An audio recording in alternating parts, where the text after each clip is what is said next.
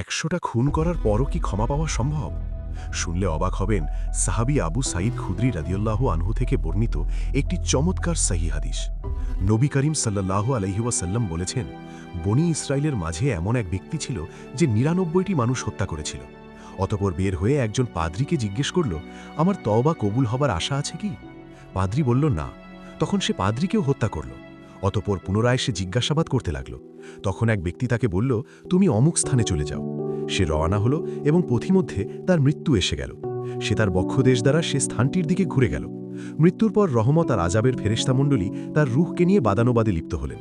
আল্লাহর সামনের ভূমিকে আদেশ করলেন, তুমি মৃত ব্যক্তির নিকটবর্তী হয়ে যাও, এবং পশ্চাতে ফেলে আসা স্থানকে, যেখানে হত্যাকাণ্ড ঘটেছিল, আদেশ দিলেন তুমি দূরে সরে যাও।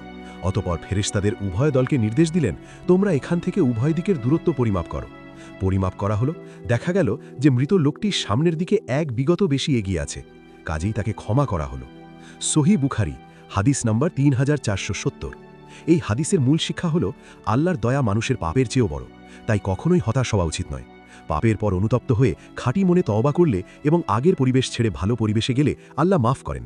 ফেরেশতারা পরীক্ষা করে দেখেন যে লোকটির বক্ষদেশ ভালো পরিবেশের দিকে এক বিগত এগিয়েছিল, যার ফলে তাকে ক্ষমা করা হয়।